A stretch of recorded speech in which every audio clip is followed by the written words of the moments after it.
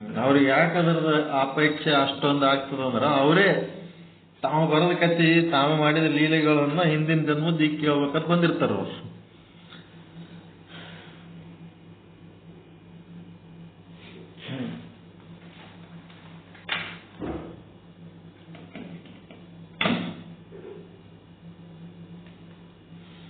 ಓಂ ಸದ್ಗುರು ಶ್ರೀ ಶುದ್ಧ ಬ್ರಹ್ಮಣೇ ನಮಃ. ಸಮಸ್ತ ಶುದ್ಧ ಬ್ರಹ್ಮ ಸ್ವರೂಪರಲ್ಲಿ ಅನಂತ ಅನಂತ ಪ್ರಣಾಮಗಳು. ಶ್ರೀ ಜಗದ್ಗುರು ಪಂಚಾಚಾರ್ಯ ಪ್ರಸೀದಂತು ಪೂರ್ವಾಚಾರ್ಯ ಧರ್ಮದರ್ಶನ ಭಾಗ 3 ಸ್ವಯಂ ಜ್ಯೋತಿ ವಿಶ್ವಗುರು ಶ್ರೀ ಅಭಿನವ ರೇವಣಸಿದ್ಧ ಶಿವಾಚಾರ್ಯರು. ಇವರ ಸಂಶೋಧನಾ ಗ್ರಂಥ. ಸಂಶೋಧಕರು ಎಂ ಚಂದ್ರಶೇಖರ್ ಆರಾಧ್ಯ. ಈ ರೇವಣಸಿದ್ಧರು ಈ ಪಂಚಪೀಠದ ಪೈಕಿ ರೇಣುಕಾಚಾರ್ಯರ ಒಂದು ಉತ್ತರಾಧಿಕಾರಿಗಳು, ಬಾಳೆಹೊನ್ನೂರು ಮಠದ ಉತ್ತರಾಧಿಕಾರಿಗಳು ಇವರು.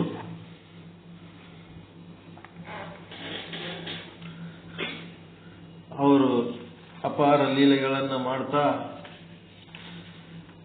ಕೊಲ್ಲಾಪುರದ ಕಡೆ ಬರ್ತಾರ. ಎಲ್ಲರಿಗೂ ಒಂದು ಏನಪ್ಪ ಅಂತಂದ್ರ ಒಬ್ಬೊಬ್ಬರಿಗೆ ಒಂದೊಂದು ರೋಗ. ದೇವಿ ಭಕ್ತರಿಗೆ ದೇವಿ ಭಕ್ತಿದೇ ರೋಗ, ವಿಷ್ಣು ಭಕ್ತರಿಗೆ ವಿಷ್ಣು ಭಕ್ತಿದೇ ರೋಗ, ಶಿವಭಕ್ತರಿಗೆ ಶಿವಭಕ್ತಿದೇ ರೋಗ. ಅದು ರೋಗ ಯೋಗ ಆಗಿತ್ತು ಅಂತಂದ್ರೆ ಏನಾಗ್ತದ, ಅದು ಎಲ್ಲಾ ಕಡೆ ಪರಮಾತ್ಮನನ್ನ ಕಾಣುವ ಒಂದು ಗುಣ ಬಂದು ಅಲ್ಲೇನಾಗ್ತಿರ್ತದ, ಎಲ್ಲ ಕಡೆ ಪರಮಾತ್ಮನನ್ನ ಕಂಡ್ರೆ ಅದು ಯೋಗ ಆಗ್ತದ. ಅದು ಯೋಗ ಸಿಗಲಾರ್ದವ್ರು ಏನಾಗ್ತಾರ, ತಮ್ಮದೇ ದೇವರು ಶ್ರೇಷ್ಠ ಅಂತ ತಿಳ್ಕೊಂಡು ತಾವೇನ್ ಮಾಡ್ಬಿಡ್ತಾರೆ, ಉಳಿದ ದೇವರುಗಳಿಗೆ ಕನಿಷ್ಠವಾಗಿ ಕಾಣ್ಲಿಕ್ಕೆ ಕತ್ತಿ ಬಿಡ್ತಾರೆ. ಇಲ್ಲಿ ಆಗಿದ್ದ ಸಮಸ್ಯೆ ಏನದಂತಂದ್ರೆ, ಅವನು ದೈವ ಭಕ್ತನೇ. ಕೊಲ್ಲಾಪುರದ ಗೋರಕ್ಷ ಅವನು ದೈವ ಭಕ್ತ. ಕೊಲ್ಲಾಪುರ ಮಹಾಲಕ್ಷ್ಮಿದು ದೈವ ಭಕ್ತ. ಅವನು ಶಕ್ತಿ ಶಾಕ್ತರು ಅಂತಾರೆ ಅವರಿಗೆ, ದೇವಿ ಭಕ್ತರಿಗೆ. ಅವ ಶಾಕ್ತ್ಯ. ಅರವಿಂದ ಆಶ್ರಮದವರು ಶಾಕ್ತರೇ, ಶಕ್ತಿ ಆರಾಧಕರವರೆಲ್ಲ. ಮಹಾಕಾಳಿ, ಮಹಾಸರಸ್ವತಿ, ಮಹಾಲಕ್ಷ್ಮಿ ಇವೇ ಹೇಳ್ತಿರ್ತಾರ ಅವರು. ಈ ಶಾಕ್ತಿಗೆ ಏನ್ ಕೆಟ್ಟ ಕಾಣಿಸ್ತದ, ಶೈವರು ವೈಷ್ಣವರು ಎಲ್ಲರೂ ಕೆಟ್ಟ ಕಾಣಿಸ್ತಾರ. ಶಕ್ತಿ ದೇವಿನೇ ಮೇನ್ ಅಂತ ತಲೆಯಾಗಿ ಇಟ್ಕೊಂಡು ಅವ್ ಏನ್ ಮಾಡ್ತಿರ್ತಾನ, ಎಲ್ಲಾ ಬೇರೆ ದೇವರ ಭಕ್ತರಿಗೆಲ್ಲ ಅಪಮಾನ ಮಾಡೋದು, ಹಿಂಸೆ ಕೊಡೋದು, ಅವು ಏನು ಯಂತ್ರ ಮಂತ್ರ ಮಾಂತ್ರ ಜಾಲ ಎಲ್ಲ ಮಾಡಿ ತೊಂದರೆ ಕೊಡ್ತಿರ್ತಾನ. ಅವಂದೇ ಒಂದು ಕೆಟ್ಟ ದುಷ್ಟರ ಟೀಮ್ ಇರ್ತದ, ಮಾಂತ್ರಿಕರದು. ಅವ್ರನ್ನ ಹಿಡ್ಕೊಂಡು ಇಡೀ ಜಗತ್ತಿನ ಜನರಿಗೆ ತನ್ನ ಮನಸ್ಸಿಗೆ ಬಂದಂಗೆ ನಡೆಸ್ಕೊತಿರ್ತಾನ. ಅವಾಗ ಏನಾಗ್ತದ, ಇವರು ರೇವಣ ಸಿದ್ಧರ ಅಲ್ಲಿ ಹೋಗಿ ಅವನಿಗೆ ಚೀರ ಮಾಡೋದಕ್ಕೆ ಪ್ರಯತ್ನ ಮಾಡ್ತಾರ. ನಾನು ಬಹಳ ದಿವಸ ಆಯ್ತು ಏನು ಉಂಡಿಲ್ಲ, ಏನಾರ ಭಿಕ್ಷೆ ಹಾಕಪ್ಪ ಅಂತ ಎಲೆ ಗೋರಕ್ಷಕನೇ ಅಂತೇಳಿ ಕರೆದ ಕೂಡಲೇ ಸಿಟ್ಟು ಬರ್ತದ. ಆಕಿ ಚಿಕ್ಕ ಲಕ್ಕಾದೇವಿ, ಮಹಿಷ ಪಟ್ಟದ ಮಹಿಷಿ ಮಹಾರಾಣಿಗೆ ಅವನ್ ಕೈ ಕತ್ತರಿಸಿ ಬಾ ಅಂತ ಹೇಳ್ತಾಳ. ಆ ಹೇಳಿದ ಕೂಡಲೇನೆ ಆಕಿ ದೈವ ಭಕ್ತರಿರ್ತಾಳ. ಮನಿಗೆ ಬಂದ ಅತಿಥಿಗೆ ಅತಿಥಿ ದೇವೋ ಭವ ಪರೋಪಕಾರಮಿದಂ ಶರೀರಂ ಏಕ ಪಾಪಾನಿ ಕುರುತೆ ಫಲ ಭುಕ್ತೆ ಮಹಾಜನಃ ಅಂತಂದ್ರ, ನಾವು ರಾಜರು ಮಾಡಿದ ತಪ್ಪು ಪಾಪಗಳು ಇಡೀ ಪ್ರಜೆಗಳು ಅನುಭವಿಸ್ಬೇಕಾಗ್ತದ. ಇವೆಲ್ಲ ಇಂಥವು ಮಾಡೋದು ಬೇಡ ಅಂತ ತಿಳಿಸಿ ಹೇಳಿದ್ರ, ನಾ ಹೇಳಿದ್ದು ಕೇಳೋದು ಬಿಟ್ಟಿಕೆ ನೀಂದೆ ಒಂದು ಹೇಳ್ತಿದ್ದೇನೆ ಅಂತೇಳಿ ಹೆಂಡತಿಗೆ ಬೈದು ಖಡ್ಗ ತಗೊಂಡು ಕೈ ಕತ್ತರಿಸ್ಲಿಕ್ಕೆ ಆಗ್ಲಿಲ್ಲ ಅಂದ್ರೆ ಅಟ್ಲೀಸ್ಟ್ ಅವನ್ ಕೈ ಮೇಲೆ ಹಾಕಿ ಬಂದ್ಬಿಡು ಖಡ್ಗ ಭಿಕ್ಷದಾಗ ಅಂತ ಹೇಳೋಣ. ಅವ್ರ ಕೈ ಮೇಲೆ ಈಕಿ ಫೋರ್ಸ್ಲಿ ಹೋಗಿ, ನಂದೇನು ಇಚ್ಛೆ ಅಲ್ಲಪ್ಪ, ಇದು ದೇವ್ರೆ ಗಂಡನ ಆದೇಶ ಪಾಲಿಸೋದಕ್ಕೆ ಹಾಕ್ಲಕತ್ತೀನಿ, ದೇವರೇ ಕಾಪಾಡಪ್ಪ, ನನ್ನ ಗಂಡನ್ನ ಕಾಪಾಡು, ನನ್ನ ಕಾಪಾಡು, ಅವನು ದುಷ್ಟ ಬುದ್ಧಿ ಹೋಗಂಗ್ ಮಾಡಂತೇಳಿ ಬೇಡ್ಕೊಂಡು ದೇವ್ರಿಗೆ ಬೇಡ್ಕೊಂಡು ಹೋಗ್ತ. ಆವಾಗ ಅಲ್ಲಿ ಖಡ್ಗ ಅವನ ಕೈ ಮೇಲೆ ಹಾಕಿದ ಕೂಡಲೇನೆ ಆ ಖಡ್ಗ ಏನಾಗ್ಬಿಡ್ತದ, ರೇವಣ ಸಿದ್ಧರ ಕೈ ಗಾಯ ಮಾಡಿ ಅದೇ ಖಡ್ಗ ಸೀದಾ ಗೋರಕ್ಷಣ ಎದೆ ಒಳಗೆ ಹೋಗಿ ನಟ್ಟು ಬಿಡ್ತದೆ. ನಟ್ಟು ಕೂಡ್ಲೇನೆ ಅವ ಮಂಚದ ಮೇಲಿಂದ ತೆಳಗ್ ಬಿದ್ದು ಅಳೋದು, ಕರೆಯೋದು, ದುಃಖ ಎಲ್ಲ ಆಗಿ ಹೆಂಡತಿಗೆ ಅಂತನ ನೀ ಹೇಳಿದ ಧರ್ಮ ನಾನು ಪಾಲಿಸ್ಲಾರ್ದಕ್ಕೆ ನಾನು ಹಣೆ ಬರ ಹಿಂಗಾಯ್ತು, ಅದಕ್ಕ ನೀ ಏನ್ ಮಾಡು, ಕೊಲ್ಲೂರು ಮೂಕಾಂಬಿಕಾ ದೇವಿ ಬಲ್ಲಿ, ಕೊಲ್ಲೂರಲ್ಲ ಅದ್ಯಾವುದು, ಇದ್ಯಾವ ಊರಲ್ರಿ, ಕೊಲ್ಲಾಪುರದ ಮಹಾಲಕ್ಷ್ಮೀ ದೇವಿ. ಈ ಮಹಾಲಕ್ಷ್ಮೀ ದೇವಿಗೆ ಹೋಗಿ ಪ್ರಾರ್ಥನೆ ಮಾಡು, ನನ್ನ ಗಂಡಗೆ ಬಂದಂತ ಸಂಕಟ ಪಾರ್ ಮಾಡಂತೇಳಿ ಆ ದೇವಿ ಭಕ್ತರದಿವಿ, ಆಕಿ ನಮ್ಮನ್ನು ಕಾಪಾಡ್ತಾಳ ಅಂತ ಹೇಳಿದ ಕೂಡ್ಲೇನೆ ಆವಾಗ ಆಕಿ ಮಹಾಲಕ್ಷ್ಮಿ ಹೋಗಿ ಯಾರಿದು ಮಾಡಿದವರು ಅಂತ, ನನ್ನ ಭಕ್ತರಿಗೆ ಮಾಡಿದವರು ಅಂತಂದ್ರ ಶಿವಲೋಕದಿಂದ ಬಂದಂತ ಮಹಾತ್ಮ ಇಲ್ಲಿ ದುಷ್ಟರಿಗೆ ಶಿಕ್ಷೆ ಕೊಡೋದಕ್ಕೆ ಬಂದನ, ಇವ್ರು ಮಾಡಿದ ದುಷ್ಟತನಕ್ಕೆ ಹಿಂಗ್ ಕೊಟ್ಟನ. ಅದಕ್ಕೆ ಆಕಿ ಹೇಳ್ತಾವ ಅವನು ದೈವ ಭಕ್ತನೇ ಅದನ. ಇದು ಶಾಕ್ತರ ಒಂದು ಅಭಿಮಾನ ಇದ್ದದಕ್ಕೆ ಬೇರೆ ದೇವರುಗಳ ಬಗ್ಗೆ ಕೀಳಾಗಿ ಕಾಣುವ ಅಜ್ಞಾನ, ಅವನಿಗೆ ತಿದ್ದಿ ಬುದ್ಧಿ ಹೇಳಮ್ಮ, ಮೊದಲ ಅವನ ಸಂಕಟ ಪರಿಹಾರ ಮಾಡ್ರಿ ಅಂದಾಗ ಆ ಖಡ್ಗ ಮತ್ತ ಹುಚ್ಚು ಬೀಳ್ತದ. ಬಿದ್ದ ಮೇಲೆ ಅವ ಆರಾಮಾದ್ಮೇಲೆ ಮುಂದ ಏನಾಗ್ತದಪ್ಪ ಅಂತಂದ್ರೆ ಅವ್ರ ಮುಂದೆ ಕೈ ಜೋಡಿಸ್ಕೊಂಡು ನಿಂದಿರ್ತಾನ. ನನ್ ತಪ್ಪಾಯ್ತಪ್ಪ, ನಾನು ಹೇಳಿದ್ದು ಕೇಳಲಿಲ್ಲ, ನಿನ್ನನ್ನು ಗುರುತಿಸ್ಲಿಲ್ಲ, ನಮ್ದು ತಪ್ಪಾಗ್ಯದ, ನಮಗೆ ಕಾಪಾಡಪ್ಪ ದೇವ್ರೇ ಅಂತೇಳಿ ಗುರುಗಳ ಹತ್ರ ಹೋಗ್ತಾರೆ. ಆವಾಗ ಗುರುಗಳು ಶರಣಾಗತರಾದವರಿಗೆ ಯಾವ ರೀತಿ ಉಪದೇಶ ಮಾಡ್ಬೇಕನ್ನಂತ ವಾಕ್ಯಗಳು ಇಲ್ಲಿ ನೀವು ಸಂಗ್ರಹ ಮಾಡ್ಕೋಬೇಕು. ಎಷ್ಟೇ ಕೆಟ್ಟಿದ್ರು ಸಹಿತ ನನಗೇನು ನಿನ್ ಮೇಲೆ ಸಿಟ್ಟಿಲ್ಲಪ್ಪ ಅಂತ ಅನ್ಬೇಕು. ಅಷ್ಟು ಕೆಟ್ಟಿದ್ರು ಹಂಗ ಅನ್ಬೇಕು. ನಮಗೆ ನಿನ್ನ ಬಗ್ಗೆ ಯಾವ ಮನ ಕ್ಲೇಶವೂ ಇಲ್ಲ ಗೋರಕ್ಷ, ನೀನು ಮಹಾಲಕ್ಷ್ಮಿಯ ಭಕ್ತನಾಗಿಯೂ ಭಕ್ತಿ ಮಾರ್ಗವನ್ನು ಅನುಸರಿಸದೆ ದುಷ್ಕಾರ್ಯ ಪ್ರವೃತ್ತನಾಗಿ ನಿನ್ನ ಪ್ರಜೆಗಳನ್ನು ಸಾಧು ಸಂತರನ್ನು ಹಿಂಸಿಸುತ್ತಾ ಪಾಪಿಯಾಗಿರುವೆ. ಮಹಾಪಾಪಿಯಾಗಿರುವ ಕಾರಣ ನೀನು ಸದಾ ಕ್ಷಣಿಕವಾದ ಕಾಯ ಸುಖಗಳ ಚಿಂತನೆಯಲ್ಲಿ ಇರುವೆ. ಆ ಕಾಯ ಸುಖದ ಚಿಂತನೆಗಳು ಇಂದ್ರಿಯಗಳನ್ನ ಸೆಳೆಯುತ್ತವೆ. ನಿನ್ನ ಶರೀರ ಸುಖದ ಕಡೆ ವಾದಿ ಅಂತಂದ್ರೆ ಇಂದ್ರಿಯಗಳ ಸೆಳೆತಕ್ಕೆ ಒಳಗಾಗ್ತದೆ. ಆ ಇಂದ್ರಿಯ ಏನ್ ಮಾಡ್ತದ, ಮನಸ್ಸನ್ನ ಸೆಳೆದು ತನ್ನ ಕಡೆ ತಗೋತದ. ಆ ಮನಸ್ಸು ಚತುರ್ವಿಧ ಪುರುಷಾರ್ಥಗಳನ್ನ ಸಾಧಿಸುವುದು ಬಿಟ್ಟು ಅನಿತ್ಯ ವಿಷಯ ಸುಖಗಳನ್ನ ಬಯಸುತ್ತಾ ದುರ್ಬಲವಾಗಿ ನಿಜದರಿವಿಲ್ಲದೆ ಕೆಟ್ಟು ಹೋಗುವುದು. ಮನಸ್ಸು ದುರ್ಬಲ ಆಯ್ತು ಅಂತಂದ್ರೆ ನಿಜದ ಅರಿವಿರ್ಲಾರ್ದೆ ಕೆಟ್ಟು ಹೋಗ್ಬಿಡ್ತದ, ಆಯುಷ್ಯ ವ್ಯರ್ಥ ಆಗ್ತದ.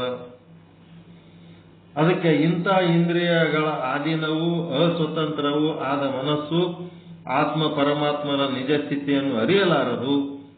ವಿಷಯ ಸುಖದ ಚಿಂತೆಯಲ್ಲಿದ್ದಾಗ ಮನುಷ್ಯನ ಮನಸ್ಸು ಶಾಸ್ತ್ರಜ್ಞಾನದಿಂದಲೂ ಭಗವದುಪಾಸನಾ ರೂಪವಾದ ಜ್ಞಾನದಿಂದಲೂ ದೂರವಾಗಿ ಜಡತ್ವ ಹೊಂದುತ್ತದೆ. ಯಾವುದು ಶಾಸ್ತ್ರ ಓದ್ಲಕ್ಕೂ ಮನಸ್ಸು ಬರಲ್ಲ, ದೇವರ ಉಪಾಸನೆ ಧ್ಯಾನ ಮಾಡ್ಲಕ್ಕೂ ಮನಸ್ಸು ಬರಂಗಿಲ್ಲ. ವಿಷಯಾಸಕ್ತವಾದ ಮನಸ್ಸು ಏನಾಕೋತ ಹೋಗ್ತದೆ, ಜಡ ಸ್ವರೂಪ ಹಾಕೋತ ಹೋಗ್ತದ. ಅದಕ್ಕೆ ಏನ್ ಮಾಡ್ಬೇಕು, ಮನಸ್ಸು ಜಡ ಆಗ್ಲಾರ್ದಂಗ ಓ ನನ್ನ ಚೇತನ ಆಗುನಿ ಅನಿಕೇತನ.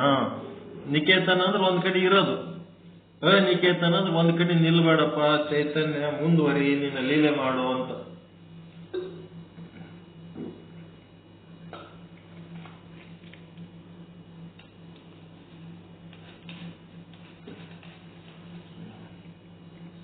ಅದಕ್ಕೆ ಮನಸ್ಸು ಜಡ ಆಗಬಾರದು. ಆದ್ದರಿಂದ ರಾಜನೇ ವಿಷಯ ಅಭಿಲಾಷೆಗಳನ್ನು ತ್ಯಜಿಸು, ಧರ್ಮ ಮಾರ್ಗದಲ್ಲಿ ಮನಸ್ಸು ಇಡು, ದುಷ್ಟ ಕಾರ್ಯಗಳನ್ನು ಮಾಡುವುದು ಬಿಡು, ಸಕಲ ಪ್ರಾಣಿಗಳಲ್ಲಿ ದಯವುಳ್ಳವನಾಗು, ಸರ್ವರನ್ನು ನಿನ್ನಂತೆ ಭಾವಿಸು, ಪ್ರೀತಿಸು, ಸಂತರ ಸೇವೆಯಿಂದ ಮೇಲ್ಮೆಯನ್ನು ಸಾಧಿಸು. ಈ ದೇಹವು ಕ್ಷಣಿಕವಾದದ್ದು, ಸಿರಿ ಸಂಪದಗಳು ಅಸ್ಥಿರ. ನೀನು ಸಹ ಧರ್ಮವನ್ನ ಗಳಿಸಲು ಯತ್ನಿಸು, ಒಳ್ಳೆ ಧರ್ಮ ಮಾರ್ಗದ ನಡೆಯಪ್ಪ. ಆದ್ದರಿಂದಲೇ ನಿನಗೆ ಈಶ್ವರ ಅನುಗ್ರಹ ಸಿದ್ಧಿಸುತ್ತದೆ. ಈ ರೀತಿ ನೀ ನಡೆದಂತಂದ್ರೆ ನಿನಗೆ ಈಶ್ವರ ಕೃಪೆ ಆಗ್ತದ, ನಿನ್ನಲ್ಲಿಯ ಜ್ಞಾನ ಚೇತನಗೊಳ್ಳುತ್ತದೆ. ಜ್ಞಾನ ಏನಾಗಿರ್ತದ, ಜ್ಞಾನ ಇರಂಗಿಲ್ಲ ಅಂದ್ರೆ ಪ್ರತಿಯೊಬ್ಬ ಮನುಷ್ಯನ ಬಳಿ ಜ್ಞಾನ ಅದ. ಅದೇನಾಗ್ಯದ, ನಿವೃತ್ತಿ ರೂಪದಾಗದ, ಪ್ರವೃತ್ತಿ ಒಳಗೆ ಬರ್ತಾ ಇಲ್ಲ. ಅಜ್ಞಾನನೇ ಪ್ರವೃತ್ತಿ ಒಳಗದ. ಯಾವಾಗ ನೀನು ಆಧ್ಯಾತ್ಮ ಸಾಧನೆ ಮಾಡ್ತೀರಿ ಅವಾಗ ಏನಾಗ್ತದ, ಜ್ಞಾನ ಪ್ರವೃತ್ತಿಯಲ್ಲಿ ಬರ್ತದ, ಅಜ್ಞಾನ ನಿವೃತ್ತಿ ಒಳಗೆ ಹೋಗ್ತದ ಅಷ್ಟೇ. ಅದಕ್ಕೆ ನಿನ್ನಲ್ಲಿ ಜ್ಞಾನ ಚೇತನಗೊಳ್ಳುವುದು. ಜಗತ್ಪಿತನಾದ ಶಿವನಲ್ಲಿ ಅಚಲವಾದ ಭಕ್ತಿಯನ್ನಿಡು. ದೀನ ದಲಿತರನ್ನು ಅತಿಥಿ ಅಭ್ಯಾಗತರನ್ನು ಭಕ್ತಿಯಿಂದ ಸೇವಿಸು. ನೀನು ಅನುಭವಿಸುತ್ತಿರುವ ಎಲ್ಲ ಸಿರಿ ಸಂಪದಗಳು ಆ ಪರಶಿವನಿಂದಲೇ ಅನುಗ್ರಹಿತವಾದವುಗಳು. ನಿನ್ನದೆಂಬುದು ಏನೂ ಇಲ್ಲ. ಎಂಬುದನ್ನು ತಿಳಿ ನಾನು ನನ್ನದು ಎಂಬ ದುರಭಿಮಾನವನ್ನು ತೊರೆದು ಶಕ್ತಿ ಮೀರಿ ಪಾತ್ರವನ್ನರಿತು ದಾನ ಧರ್ಮ ಮೊದಲಾದ ಸತ್ಕಾರ್ಯಗಳಿಗಾಗಿ ಎಲ್ಲವನ್ನ ತ್ಯಾಗ ಮಾಡು. ಪರಶಿವದತ್ತವಾದ ಎಲ್ಲ ಭೋಗ್ಯ ವಸ್ತುಗಳನ್ನು ಪ್ರಸಾದ ರೂಪದಿಂದ ಭೋಗಿಸು. ಈ ರೀತಿ ಏನ್ ಮಾಡಬೇಕು?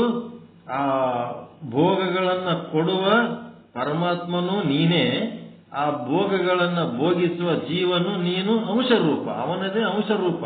ಅದನ್ನು ನೀನೇ, ಇದನ್ನು ನೀನೇ, ನಿನ್ನವೇ ಎರಡು ಪಾತ್ರಗಳವ.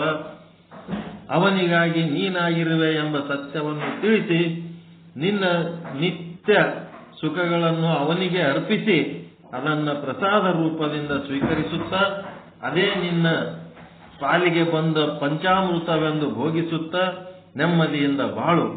ಇನ್ನು ಮುಂದೆ ನೀನು ಮತ್ತು ನಿನ್ನ ಪ್ರಜೆಗಳು ಏನ್ ಮಾಡಬೇಕು? ದೇಹ ಮನ ಬುದ್ಧಿಗಳ ಶ್ರಮದಿಂದ ಸತ್ಯ ಕಾಯಕ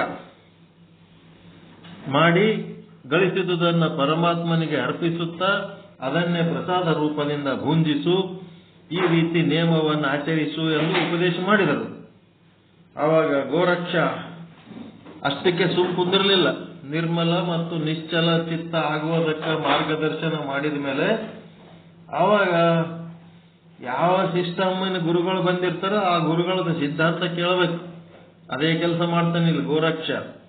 ಹೇ ಶಿವಸ್ವರೂಪಿಯಾದ ಗುರುವರ್ಯನೇ, ಕೃಪೆ ಮಾಡಿ ನನಗೆ ಭವಹಾರಿಯು ಮಾಯಾರಹಿತವು ಮೋಕ್ಷಪ್ರದವೂ ಆದ ಲಿಂಗ ದೀಕ್ಷಾ ಸಂಸ್ಕಾರವನ್ನು ನೀಡಿ ನನಗೂ ನನ್ನ ಪರಿವಾರದವರಿಗೂ ಪ್ರಜೆಗಳಿಗೂ ಲಿಂಗವನ್ನು ಅನುಗ್ರಹಿಸಿರಿ.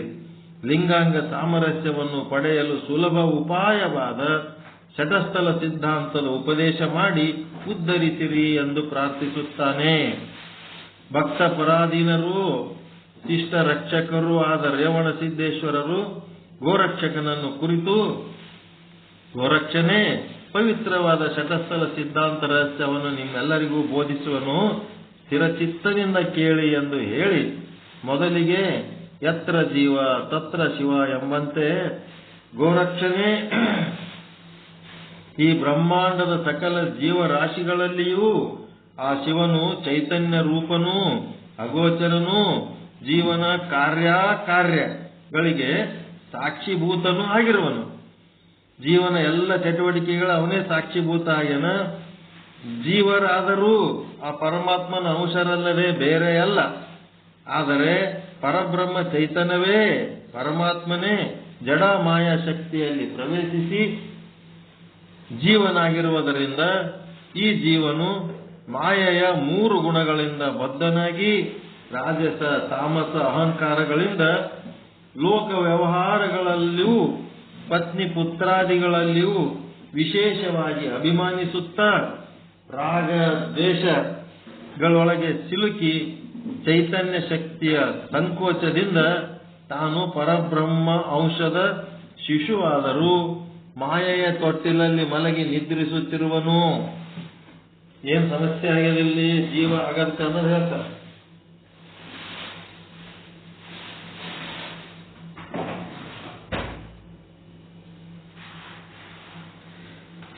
ಏನೇನಾಗೇನಂದ್ರ ಪರಮಾತ್ಮ ಏನದನ, ಯತ್ರ ಜೀವ ತತ್ರ ಶಿವ. ಜೀವ ಹೆಂಗದನ ಹಂಗೆ ಶಿವನು ಅದನ. ಎಲ್ಲಿ ಜೀವ ಇರ್ತಾನ, ಯತ್ರ ಜೀವ ತತ್ರ ಶಿವ, ಅಲ್ಲಿ ಶಿವ ಇದ್ದೇ ಇರ್ತಾನ ಎಂಬಂತೆ ಗೋರಕ್ಷಣೆ ಈ ಬ್ರಹ್ಮಾಂಡದ ಸಕಲ ಜೀವರಾಶಿಗಳಲ್ಲಿಯೂ ಎಲ್ಲೆಲ್ಲಿ ಜೀವರದ ಅಲ್ಲೆಲ್ಲ ಆ ಶಿವನು ಚೈತನ್ಯ ಸ್ವರೂಪವು, ಆ ಶಿವನ ಚೈತನ್ಯ ಸ್ವರೂಪವು ಅಗೋಚರನು, ಜೀವನ ಕಾರ್ಯಗಳಿಗೆ ಸಾಕ್ಷಿಭೂತನು ಆಗಿರುವನು. ಜೀವನಾದರೂ ಏನಾಗೇನ ಪರಮಾತ್ಮನ ಅಂಶರಲ್ಲದೆ ಬೇರೆ ಅಲ್ಲ. 84 ಲಕ್ಷ ಜೀವರಾಶಿಗಳು ಪರಮಾತ್ಮನ ಅಂಶಗಳೇ ಅದಾವ. ಆದರೆ ಬ್ರಹ್ಮ ಚೈತನ್ಯವೇ ಪರಮಾತ್ಮನೇ ಏನಾಗೇನ ಜಡ ಮಾಯಾ ಶಕ್ತಿಯಲ್ಲಿ ಪ್ರವೇಶಿಸಿ, ಈಗ ನಮ್ಮದಲ್ಲ ಅವಿದ್ಯಾ ಶರೀರ, ಆ ಶರೀರದೊಳಗೆ ನಾವು ಪ್ರವೇಶಿಸಿ ಜೀವನಾಗಿದ್ದಾನೆ. ಪರಮಾತ್ಮನೇ ಈ ಜಡವಾದ ದೇಹದಲ್ಲಿ ಪ್ರವೇಶ ಮಾಡಿ ಜೀವನಾಗಿದ್ದಾನೆ. ಜೀವನಾಗಿ ಈ ಜೀವನು ಮಾಯೆಯ 3 ಗುಣಗಳಿಂದ ಆ ಮಾಯೆ ಒಳಗೆ ಪ್ರವೇಶಿಸಿದ್ರಿಂದ ಅವನಿಗೆ 3 ಗುಣಗಳು ಬಂದವ. ಆ ಗುಣಗಳಿಂದ ಬದ್ಧನಾಗಿದ್ದಾನೆ. ರಾಜಸ ಮತ್ತು ತಾಮಸ ಅಹಂಕಾರಗಳಿಂದ ಲೋಕ ವ್ಯವಹಾರಗಳಲ್ಲೂ ಪತ್ನಿ ಪುತ್ರಾದಿಗಳಲ್ಲೂ ವಿಶೇಷವಾಗಿ ಅಭಿಮಾನಿಸುತ್ತಾ ಏನಾಗ್ಯಾನ? ಯಾವ ಗುಣಗಳವು? ರಾಜಸ ಗುಣ, ತಾಮಸ ಗುಣ. ಯಾರ ಗುಣ ಅವು? ಮಾಯಾಶಕ್ತಿಯ ಗುಣ, ಅವಿದ್ಯೆಯ ಗುಣ. ಅದರೊಳಗೆ ಯಾರು ಸೇರ್ಯಾರ? ಪರಶಿವ ಸೇರ್ಯಾರ. ಆ ಗುಣದೊಳಗೆ ಸೇರ್ಕೊಂಡು ಏನ್ ಮಾಡ್ಲಕತ್ತಾನ ಅಂದ್ರೆ ಅಹಂಕಾರಗಳಿಂದ ಲೋಕ ವ್ಯವಹಾರಗಳಲ್ಲಿ ಮತ್ತು ಪತ್ನಿ ಪುತ್ರಾದಿಗಳಲ್ಲಿ ವಿಶೇಷವಾಗಿ ಅಭಿಮಾನಿಸುತ್ತ ರಾಗ ದ್ವೇಷಗಳೊಳಗೆ ಸಿಲುಕಿ ಚೈತನ್ಯ ಶಕ್ತಿಯ ಸಂಕೋಚ, ಅವನ ಚೈತನ್ಯ ಶಕ್ತಿನೇ ಸ್ಥಾನದಾಗ್ಬಿಟ್ಟದ. ಈ ರಾಗ ದ್ವೇಷ ಪತ್ನಿ ಪುತ್ರರಲ್ಲಿ ಲೋಕ ವ್ಯವಹಾರಗಳಲ್ಲಿ ಅಭಿಮಾನ ಹೊಂದಿರುವುದಕ್ಕೆ ಅವನಿಗೆ ಏನಾಗ್ಯದ? ಚೈತನ್ಯ ಶಕ್ತಿ ಸಂಕೋಚ ಆಗ್ಯದ. ಅದು ಹೇಳಕತ್ತಾರ ಅವರು. ರಾಗದ್ವೇಷ ಬಿಟ್ರೆ ಚೈತನ್ಯ ಶಕ್ತಿ ವಿಕಾಸ ಆಗ್ತದ. ಪತ್ನಿ ಪುತ್ರಾದಿಗಳಲ್ಲಿ ವಿಶೇಷ ಅಭಿಮಾನ ಇರಬಾರದು, ಸಾಮಾನ್ಯ ಅಭಿಮಾನ ಇರಬೇಕು. ಅದರೊಳಗೆ ವಿಶೇಷ ಅಭಿಮಾನ ತಾಳಿದರೆ, ಲೌಕಿಕ ವ್ಯವಹಾರಗಳಲ್ಲಿ ವಿಶೇಷ ಅಭಿಮಾನ ತಾಳಿದರೆ ಏನಾಗ್ತದ? ಚೈತನ್ಯ ಶಕ್ತಿ ಸಂಕೋಚ ಆಗ್ತದ. ಅದಕ್ಕೆ ಅದನ್ನ ತ್ಯಾಗ ಮಾಡಬೇಕು. ವಿಶೇಷವಾದ ಅಭಿಮಾನ ತ್ಯಾಗ ಮಾಡಬೇಕು, ರಾಗದ್ವೇಷಗಳನ್ನ ತ್ಯಾಗ ಮಾಡಬೇಕು, ಸಹಜ ಇರಬೇಕು. ತಾನು ಪರಬ್ರಹ್ಮ ಅಂಶದ ಶಿಶುವಾದರೂ, ಪರಬ್ರಹ್ಮನ ಅಂಶದ ಶಿಶುವಾದರೂ ಮಾಯೆಯ ತೊಟ್ಟಿಲಲ್ಲಿ ಮಲಗಿ ನಿದ್ರಿಸುತ್ತಿರುವನು. ಮಾಯೆಯ ತೊಟ್ಟಿಲೇ ಈ ದೇಹ, ಇದನ್ನ ಹಿಡಿದು ತೂಗುತ್ತಿರುವುದೇ ಈ ಮನಸ್ಸು, ದೇಹದೊಳಗೆ ಮಲಗಿರುವುದೇ ಜೀವ ಶಿಶು. ಹೀಗೆ ಜೀವನಿಗೂ ಮನಸ್ಸಿಗೂ ಸಂಪರ್ಕ ಉಂಟಾಗುತ್ತದೆ. ಮನಸ್ಸು ಆ ಜೀವ ಶಿಶುವಿನ ಎದುರಿಗೆ ಶಬ್ದ, ಸ್ಪರ್ಶ, ರೂಪ, ರಸ, ಗಂಧಗಳೆಂಬ 5 ಬಗೆಯ ಗೊಂಬೆಗಳನ್ನು ತಂದಿರಿಸುತ್ತದೆ. ಆ ಜೀವ ಶಿಶು ಅವನ್ನ ನೋಡುತ್ತಾ, ಮುಟ್ಟುತ್ತಾ, ಮೂಸಿಸುತ್ತಾ, ಕೇಳುತ್ತಾ ಕಾಲ ಕಳೆಯುತ್ತಿರುತ್ತದೆ. ಈ ಶಬ್ದ, ಸ್ಪರ್ಶ, ರೂಪ, ರಸ, ಗಂಧ ಏನವ? ಇವು ಸಣ್ಣ ಹುಡುಗರು ಆಡಕ್ ಗೊಂಬಿ ಇದ್ದಂಗದವತ್ತಿವು ವಿಷಯಗಳು. ಆ ಕೂಸು ಏನ್ ಮಾಡ್ತಿರ್ತದ? ಅವುಗಳ ಜೊತೆಗೆ ಆಟ ಆಡ್ತಿರ್ತವ ಜೀವ ಶಿಶು. ಅದು ಯಾರು ತಂದಾಕ್ತಾರ? ಮನಸ್ಸು ತಂದಾಕ್ತದ. ಇವನಿಗೆ ಹಿಂದಿನ ಮುಂದಿನ ಸಮಾಚಾರವೇ ತಿಳಿಯದು. ಏನು ಹಿಂದೇನಾಗಿ ಹುಟ್ಟಿದ ಗೊತ್ತಿಲ್ಲ, ಮುಂದೇನಾಗಿ ಹುಟ್ಟತಾನ ಗೊತ್ತಿಲ್ಲ. ಸದಾ ಮನಸ್ಸಿನ ವ್ಯಾಮೋಹಗಳ ವಾಸನೆಯಲ್ಲಿಯೇ ತನ್ನ ಮೂಲ ವಸ್ತುವಾದ ಪರಮಾತ್ಮನ ಅರಿವೇ ಆಗುವುದಿಲ್ಲ. ಅವನು ವ್ಯಾಮೋಹ ವಿಷಯ ವಾಸನೆಗಳಲ್ಲಿ ಅವನಿಗೆ ಪರಮಾತ್ಮನ ಅರಿವೇ ಆಗುವುದಿಲ್ಲ. ಹೀಗೆ ಜೀವ ಶಿಶು ಏನಾಗ್ತದ? ತಾಯಿ ತಂದೆಗಳನ್ನ ಮರೆತು ತಬ್ಬಲಿಯಾಗಿ, ಶಿವಶಕ್ತಿಯರನ್ನು ಮರೆತು ಏನಾಗಿದೆ? ತಬ್ಬಲಿಯಾಗಿ ದಾಸಿಯಾದ ಮಾಯೆಯ ಆಶ್ರಯದಲ್ಲೇ ಬೆಳೆಯುತ್ತಾ ತಾನು ಪರಬ್ರಹ್ಮ ಶಿವನಿಂದ ಭಿನ್ನನೆಂದು ದೇಹಾತ್ಮ ಭಾವ ತಿಳಿಯುವನು. ಮಾಯೆ ಅನ್ನೋದು ದಾಸಿ, ಶಿವಶಕ್ತಿ ಅನ್ನೋರು ತಂದೆ ತಾಯಿ. ಆ ತಂದೆ ತಾಯಿಯನ್ನು ಮರೆತು ಬರೀ ದಾಸಿ ಕೈಯಾಗಿ ಬೆಳೆದು ಏನಾತನಪ್ಪ ಅಂದ್ರ ತಾನು ಆ ಶಿವನಿಂದ ಬೇರೆ ಅಂತ ಅನಿಸ್ಕೋತಾನ. ಅದೇ ಕರ್ಣ ದಾಸಿ ಪುತ್ರ ಅಂತ ಅನಿಸ್ಕೋತಾನಲ್ಲ, ಅದೇ ಉದಾಹರಣೆ ಅದ ಇಲ್ಲಿ. ಶಿವನಿಂದ ಭಿನ್ನನೆಂದು ದೇಹಾತ್ಮ ಭಾವ ತಾಳುವನು. ಅಮೃತ ಸ್ವರೂಪರಾದ ತಂದೆ ತಾಯಿಗಳ ಮೆಚ್ಚಿನ ಮಗನಾಗಿದ್ದು ಅವರ ಸೇವೆಗಾಗಿ ಅವರೊಡನೆ ಆ ಪವಿತ್ರ ದೇಹದಲ್ಲಿ ಬಂದು ಅವರನ್ನೇ ಮರೆತು ಮಾಯಾಪಾಶದಲ್ಲಿ ಸಿಲುಕಿ ಆ ಕ್ಷಣಿಕ ಕಾಯ ಸುಖಗಳನ್ನು ಭೋಗಿಸುತ್ತಾ ಇರುವುದು ಜೀವನಿಗೊಂದು ಮಹಾ ವಿಪತ್ತಲ್ಲವೇ? ಈ ರೀತಿಯಾಗಿದ್ದು ಇದೊಂದು ದೊಡ್ಡ ವಿಪತ್ತೇ. ಇದು ಸಂಸಾರ ಮೋಹ ತುಂಬಿಕೊಂಡದ್ದು. ಜೀವನ ಸತ್ಯವಾಗಿ ಶಿವನ ಸಾಕ್ಷಾದಂಶವೇ ಆಗಿದ್ದರಿಂದ ಶಕ್ತಿ ಸಂಕೋಚದಿಂದ ಭಿನ್ನನಾಗಿದ್ದರೂ ಶಕ್ತಿ ವಿಕಾಸದಿಂದ ತನ್ನ ವಾಸ್ತವ ಸ್ಥಿತಿಯನ್ನು ಎಂದಾದರೂ ಒಂದು ದಿನ ಅವಶ್ಯವಾಗಿ ಪಡೆಯಲೇಬೇಕು. ಇವ ಏನಾಗ್ಯದ? ಶಕ್ತಿಯ ಸಂಕೋಚ, ಇಚ್ಛಾಶಕ್ತಿ, ಜ್ಞಾನಶಕ್ತಿ, ಕ್ರಿಯಾಶಕ್ತಿಗಳೇನಾಗವ ಇವು ಸಂಕೋಚ ಆಗಿದ್ದಕ್ಕೆ ಅವನೇನಾಗ್ಯಾನ? ಭಿನ್ನಾಗ್ಯಾನ ಪರಮಾತ್ಮನಿಂದ. ಈ ಶಕ್ತಿ ವಿಕಾಸ ಮಾಡ್ಕೊಂಡಂತಂದ್ರೆ ತನ್ನ ವಾಸ್ತವ ಸ್ಥಿತಿಯನ್ನು ಎಂದಾದರೂ ಒಂದು ದಿನ ಅವಶ್ಯವಾಗಿ ಪಡೆಯಲೇಬೇಕು. ಹೀಗೆ ಜೀವ ಶಿವರಿಗೆ ಭೇದವು ಸರ್ವಾನುಭವ ಸಿದ್ಧವೆನಿಸಿದೆ. ಇವರಿಗೆ ಜೀವ ಶಿವರಿಗೆ ಭೇದ ಏನಾಗ್ಯದ. ದೇವರೇ ಬೇರೆ ಶಿವನೇ ಬೇರೆ ಅಂತೇಳಿ ಎಲ್ಲರಿಗೆ ಹಂಗ ಅನಿಸದ. ಯಾಕೆ ಹಂಗ ಅನಿಸದ ಅಂತಂದ್ರ ಶಕ್ತಿ ಸಂಕೋಚ ಆಗಿದ್ದಕ್ಕೆ ಹಂಗ ಅನಿಸ್ತದ. ಯಾವಾಗ ಯಾರ ಶಕ್ತಿ ವಿಕಾಸ ಮಾಡ್ಕೋತಾರ ಅವ್ರೇನಾಗ್ತಾರ ಶಿವ ಸ್ವರೂಪ ಆಗಿ ಏನಾಗ್ತದ, ಶಿವ ಜೀವರಿಗೆ ಅಭೇದ ಉಂಟಾಗ್ತದ. ಜೀವ ಶಿವರಿಗೆ ಇಚ್ಛಾ ಜ್ಞಾನ ಕ್ರಿಯಾಶಕ್ತಿಗಳಲ್ಲಿ ವ್ಯಾಪ್ತಿಯಲ್ಲಿ ಮಹತ್ ಅಂತರವಿದೆ. ಶಿವನು ಸರ್ವಜ್ಞನು, ಸರ್ವಶಕ್ತನು, ಸರ್ವ ಸ್ವತಂತ್ರನು, ಸರ್ವಹಿತೈಷಿಯು. ಆದರೆ ಜೀವ ಹೆಂಗದನ, ಸ್ವಾರ್ಥಿಯು, ಅಜ್ಞನು, ಅಶಕ್ತನೂ ಆಗಿರುವನು. ಇವ ಹಿಂಗ್ಯಾಕಾದ, ಶಕ್ತಿಯ ಸಂಕೋಚದಿಂದ. ಸ್ಟೆಪ್ ಬೈ ಸ್ಟೆಪ್ ಹೇಳೋರು. ಶಕ್ತಿ ಸಂಕೋಚ ಯಾಕಾಯ್ತು? ಮನಸ್ಸು ವಿಷಯಗಳಲ್ಲಿ ಮತ್ತು ಲೌಕಿಕ ಭೋಗಗಳಲ್ಲಿ ಮತ್ತು ರಾಗ ದ್ವೇಷಗಳನ್ನ ತಾಳುವುದರಿಂದ ಏನಾಯ್ತು, ಶಕ್ತಿ ಸಂಕೋಚ ಆಗಿಬಿಡುತ್ತೆ. ಅದಕ್ಕೆ ಈ ಕಾರಣಗಳನ್ನು ಕೊಟ್ಟು ಮುಂದೇನ್ ಮಾಡಿದ್ರು, ವೇದ ವ್ಯಪದೇಶ ಶಾನ್ಯ ಎಂಬಿತ್ಯಾದಿ ಬ್ರಹ್ಮಸೂತ್ರಗಳು ಅನೀಶಾಯ ಶೋಚತಿ ಮುಹ್ಯಮಾನ ಎಂಬ ಶ್ವೇತಾಶ್ವರ ಶ್ರುತಿಯು ಜೀವನ ಅಶಕ್ತತೆ, ದುಃಖಪರತೆ, ಮೋಹಪರತೆಗಳನ್ನು ಹೃದಯಂಗಮವಾಗಿ ವಿವರಿಸಿವೆ. ಗೋರಕ್ಷಣೆ ಮಲತ್ರಯಗಳ ವಿಷಯವನ್ನ ಕೇಳು. ಈಗ ಮಲತ್ರಯಗಳಂದ್ರೆ ಏನಂತ ಹೇಳ್ತಾರೆ. ಈಗ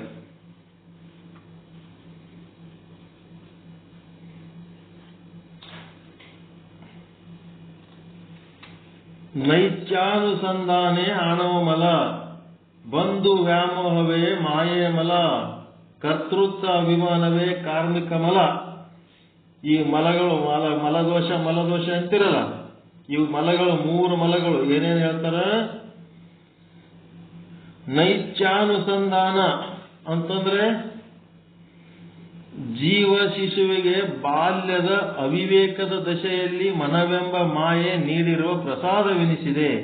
ಈ ಮಲತ್ರಯಗಳನ್ನು ತೊಲಗಿಸಿ ಅವನಲ್ಲಿ ಆತ್ಮಜ್ಞಾನವನ್ನು ಮೂಡಿಸಿ ಬಂಧುಗಳನ್ನ ಶತ್ರುಗಳನ್ನ ಸಮದೃಷ್ಟಿಯಿಂದ ಕಾಣುವ ನಿರಭಿಮಾನದ ನೋಟವನ್ನು ಕರುಣಿಸಿ ತಾನು ಪರಮಾತ್ಮನ ಅಂಶವೆಂಬ ಜ್ಞಾನವನ್ನು ಮೂಡಿಸಬೇಕಾದುದು ಅತ್ಯಗತ್ಯವಾಗಿದೆ.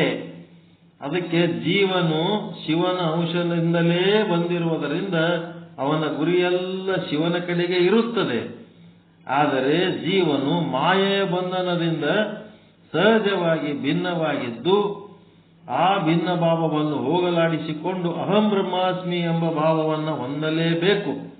ಹೀಗೆ ನೊಂದ ಜೀವನು ಲಿಂಗ ದೀಕ್ಷಾ ಸಂಸ್ಕಾರವನ್ನ ಸದ್ಗುರುವಿನ ಕೃಪೆಯಿಂದ ಪಡೆದು ತಾನು ಶಿವಾಂಶ ಸಂಭೂತನೆಂದು ತಿಳಿದು ತನ್ನೊಳಗಿನ ಶಿವಕಲೆಯನ್ನ ಹೊರಗೆ ಪಡೆದು ಸದಾ ಅರ್ಚಿಸುತ್ತಾ ಆ ಶಿವಲಿಂಗವನ್ನು ತನ್ನ ಪ್ರಾಣವೆಂದು, ಪತಿಯೆಂದು, ಆ ಲಿಂಗಕ್ಕೆ ತಾನು ಸತಿಯೆಂದು ಭಾವಿಸಿ ಶ್ರದ್ಧೆ, ನಿಷ್ಠೆ, ಅವಧಾನ, ಅನುಭವ, ಆನಂದ, ಸಮರಸವೆಂಬ 6 ಭಕ್ತಿಗಳಿಂದ ಲಿಂಗವನ್ನು ಅರ್ಚಿಸುತ್ತಾ ಲಿಂಗದೊಳಗಿನ ಕಲೆಯನ್ನು ತನ್ನಲ್ಲಿ ಅನುಭವಿಸುತ್ತಾ ಅನುಭವದಲ್ಲಿ ಬೆರೆಯುತ್ತಾ ಬಂದರೆ ಆಗ ಪ್ರಾಪಂಚಿಕ ಅಭಿಮಾನ, ಅಹಂಕಾರ, ರಾಗದ್ವೇಷಗಳು, ಕಾಮಕ್ರೋಧಗಳು ನಾಶವಾಗುತ್ತವೆ, ತೊಲಗಿ ಹೋಗುತ್ತವೆ. ಮೈಯಲ್ಲಿನ ಗಾಯ ಒಣಗಿದರೆ ಅದರ ಮೇಲೆ ಚರ್ಮ ತಾನಾಗಿ ಉದುರಿ ಹೋಗುವಂತೆ ಜೀವನು ಅಂತರಂಗದ ಶಿವಕಲೆಯಲ್ಲಿ ಬೆರೆಯುತ್ತಾ ಬಂದರೆ ಹಿಂದೆ ಅವನನ್ನು ಆಶ್ರಯಿಸಿದ ಪ್ರಕೃತಿ ಗುಣಗಳೇನದವ ಅವು ತಾನೇ ಕಳಚಿ ಬೀಳ್ತವ. ಅವನನ್ನು ಆಶ್ರಯಿಸಿ ಬಂದಂತ ಪ್ರಕೃತಿ ಗುಣಗಳೇ ಏನ್ ಮಾಡ್ತವ, ಆಣವಲ್ಲ. ನೈಚ್ಛ ಅನುಸಂಧಾನ, ಪರಮಾತ್ಮನನ್ನು ಬಿಟ್ಟು ಬೇರೆ ಯಾವ್ದಾವುದ್ರ ಜೊತೆಗೆ ಬೆರಿಲಕ್ಕೋತಾನಲ್ಲ, ಅವೆಲ್ಲ ನೀಚ ಅನುಸಂಧಾನಗಳು. ಅದನ್ನ ಹೇಳ್ತಾರ ಅವರು.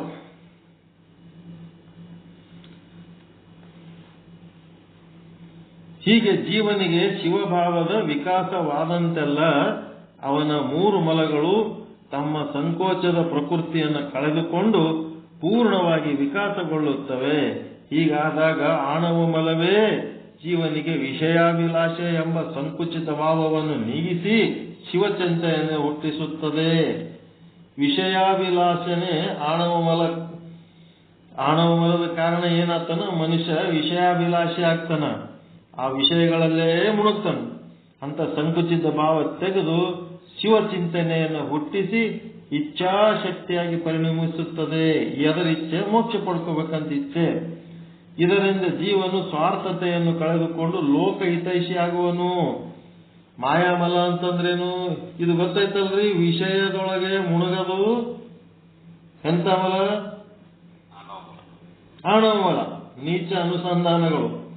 ಮತ್ತೆ ಬಂಧು ವ್ಯಾಮೋಹ, ಬರೇ ತನ್ನ ಹೆಂಡತಿ, ತನ್ನ ಮಕ್ಕಳು, ತನ್ನ ಶರೀರ, ತನ್ನ ಬಂಧುಗಳಿಗೆ ಚಲೋ ಇರಬೇಕು ಅನ್ನೋಂಥದ್ದು ಸಣ್ಣ ಬುದ್ಧಿ ಬಿಡಬೇಕು. ಬಿಟ್ಟು ಏನ್ ಮಾಡ್ಬೇಕು? ಲೋಕ ಹಿತೈಷಿ ಆಗ್ಬೇಕಂತ ಹೇಳ್ತಾರ ಅವ್ರು. ಇಡೀ ಲೋಕದ ಹಿತೈಷಿ ಆಗ್ಬೇಕು. ಹೆಂಗಪ್ಪ ಅಂತ ಹೇಳ್ಬೇಕಂದ್ರೆ ಏನಾಗಿರ್ತದ,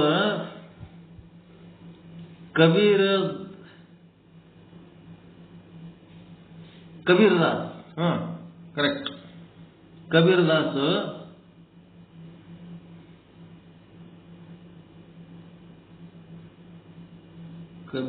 ಅಲ್ಲ, ಇವ್ರು ಯಾರ್ರಿ? ಮೊನ್ನೆ ಮಹಾರಾಷ್ಟ್ರದಾಗ ಹೋದಾಗ ನೋಡಿ ಬಂದೇವಲ್ಲ ಅವ್ರದ್ದು ಮೂರ್ತಿ. ಅವು ಬಾಯಿಗೆ ಅದ, ಅದು ಹಾಕಿ ನೋಡ್ರಿ ಪ್ರವಚನ, ಅದ್ರಾಗ ಹಾಕ್ಯಾರ. ಅವ್ ಏನಂತಾರ, ಹೆಂಡತಿ ಸತ್ತಿರ್ತಾಳ, ಆ ಸಂತ ಸುಮ್ಮ ಹಂಗೆ ಕೂತಿರ್ತಾನ. ಹೆಂಡತಿ ಸತ್ತಿರ್ತಾಳ, ಇವ ಸುಮ್ಮನೆ ಕೂತಿರ್ತಾನ. ಕಬೀರದಾಸನೇ ಇರ್ಬೇಕು ಅನಿಸ್ತದ, ಎಲ್ಲೋ ಕೇಳಿದೆ. ಅವ ಸುಮ್ಮ ಕೂತದ್ ನೋಡಿ ಬಂಧು ಬಳಗದವರು, ಅಣ್ಣ ತಮ್ಮದವರು, ನೀ ಸುಮ್ ನಾರ್ಮಲ್ ಇದ್ರೆ ಹೆಂಗಪ್ಪ, ಹೆಣಕ್ ಸತ್ತಾಳಂದ್ರೆ ಒಂದ್ ಸ್ವಲ್ಪರೇ ಕಷ್ಟಪಟ್ಟು ಅಳು ಅಂತ ಅಂತಾರ. ಆ ಸಂತಗ ಹೇಳ್ತಾರ ಬಂಧು ಬಳಗದವ್ರು, ಒಳಗೆ ಕರೆದ ಸೂಕ್ಷ್ಮ ಬುದ್ಧಿಲಿಂತ ಹೇಳ್ತಾರ, ನೀ ಸುಮ್ ನಾರ್ಮಲ್ ಆಗಿ ನಕ್ಕೋತ್ ಕರ್ಕೋತ ಎಣದ್ ಬಂದು ಹಿಂಗ್ ಕೂತ್ರೆ ಹೆಂಗಪ್ಪ, ಒಂದ್ ಸ್ವಲ್ಪರೇ ಅಳ್ಬೇಕು, ನೀನು ದುಃಖ ಅನುಭವಿಸ್ಬೇಕಲ್ಲಿ, ಎಲ್ಲರಿಗೆ ನೀನು ದುಃಖ ಆಗಿದ್ದು ಗೊತ್ತಾಗಬೇಕು ಅಂತ. ಅದಕ್ಕ ಅವ ಬರೇ ತನ್ನ ಹೆಂಡತಿ ಮಕ್ಕಳದ ಅಷ್ಟೇ ಇದ್ದವ ಇಲ್ಲವ, ಲಕ್ಷ್ಯ. ಇಡೀ ವಿಶ್ವದ ಸಮಸ್ತ 84 ಲಕ್ಷ ಜೀವರಾಶಿಗಳ ಕಡೆ ಲಕ್ಷ್ಯ ಇದ್ದವನವನು, ದೊಡ್ಡ ಮನುಷ್ಯ, ಸಂತ. ಅವ ಏನಂತನ, ಇವತ್ತ ಈಕಿ ಸತ್ತಳ, ಈಕಿ ಸಲುವಾಗಿ ಅಳಬೇಕು ಅಂತಂದ್ರ, ಈಕಿತ ಮಗದಲ್ಲ ಜಗತ್ನಾಗ ಎಷ್ಟೋ ಮಂದಿ ಸತ್ತಾರಲ್ಲ, ಅವ್ರ ಸಲುವಾಗಿ ನಾನು ಹತ್ರ ನೆಕ್ಸ್ಟ್ ಕ್ಯೂ ಈಕಿದ್ ಯಾವಾಗ ಬರ್ತದ ಅವಾಗ ಅಳ್ತೀನಿ ಅಂತ. ನಾವು ಹೆಂಗದ ಕೇಳಿದ್ರೆ ಅರ್ಥ ಆಯ್ತಾ? ಎಷ್ಟೋ ಮಂದಿ ಸತ್ತು ಹೋಗ್ಯಾರಲ್ಲ, ಮತ್ತ ಅವ್ರ ಬಗ್ಗೆನೂ ಅಳ್ಬೇಕಲ್ಲ. ಈಕಿ ಸತ್ರ ಅಳ್ಬೇಕಂದ್ರೆ ಅವ್ರ ಬಗ್ಗೆನೂ ಅಳ್ಬೇಕಲ್ಲ. ಅದು ಸಾವೇ, ಇದು ಸಾವೇ.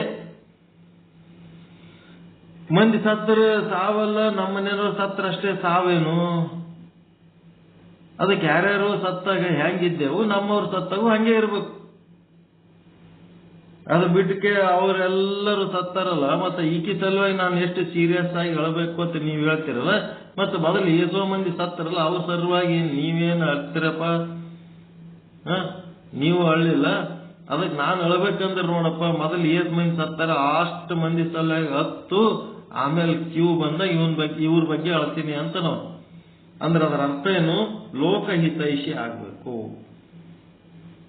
ವಿಷಯ ಆಸಕ್ತಿ, ವಿಷಯ ಅಭಿಲಾಷೆ ಕಳ್ಕೋಬೇಕು, ಮತ್ತೆ ಲೋಕಹಿತೈಷಿ ಆಗ್ಬೇಕು. ಲೋಕಹಿತೈಷಿ ಆಗ್ಲಿಲ್ಲ ಅಂತಂದ್ರೆ ಮಾಯಾಮಲ, ವಿಷಯಾಭಿಲಾಷೆ ಇತ್ತಂತಂದ್ರೆ ಆಣವ ಮಲ, ಮತ್ತೆ ಕಾರ್ಮಿಕ ಮಲ ಅಂತ ಎದಕ್ಕಂತಾರ? ಕರ್ತೃತ್ವ ಅಭಿಮಾನ. ನಾ ಮಾಡೀನಿ ಅಂತಲ್ಲ, ಅದೇ ಕಾರ್ಮಿಕ ಮಲ.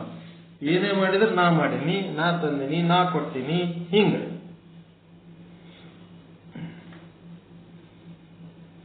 ಇದರಿಂದ ಜೀವನ ಸ್ವಾರ್ಥತೆ ಕಳೆದುಕೊಂಡು ಲೋಕ ಹಿತೈಷಿ ಆಗುವನು. ಮಾಯೆಯ ಮಲವು ಜೀವನಿಗೆ ಪತ್ನಿ ಪುತ್ರರೆಂಬ ವ್ಯಾಮೋಹವನ್ನು ತೊಲಗಿಸಿ ವಿಶ್ವಪ್ರೇಮ, ಸರ್ವಾತ್ಮ ಭಾವಗಳನ್ನು ಹುಟ್ಟಿಸುತ್ತ ಜ್ಞಾನ ಶಕ್ತಿಯಾಗಿ ಪರಿಣಮಿಸುತ್ತದೆ. ಮತ್ತೆ ಕಾರ್ಮಿಕ ಮಲವು ಜೀವನಿಗೆ ತಾನು ತನ್ನದೆಂಬ ಸಂಕುಚಿತ ಭಾವವನ್ನು ನೀಗಿಸಿ ವಿಶ್ವವೇ ತನ್ನ ಕುಟುಂಬವೆಂಬ ವಿಶಾಲ ಭಾವನೆಯನ್ನು ಹುಟ್ಟಿಸುತ್ತಾ ಕ್ರಿಯಾಶಕ್ತಿಯಾಗಿ ಪರಿಣಮಿಸುತ್ತದೆ. ಕಾರ್ಮಿಕ ಮಲ ಗೊತ್ತಾಯ್ತಾ?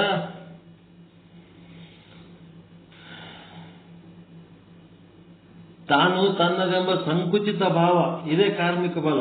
ನಾನು ನನ್ನದು ಅನ್ನೋದು ಕಾರ್ಮಿಕ ಬಲ. ತನ್ನ ಬಂಧು ಬಳಗಗಳ ಬಗ್ಗೆ ವ್ಯಾಮೋಹ ಅದು ಮಾಯಾಮಲ.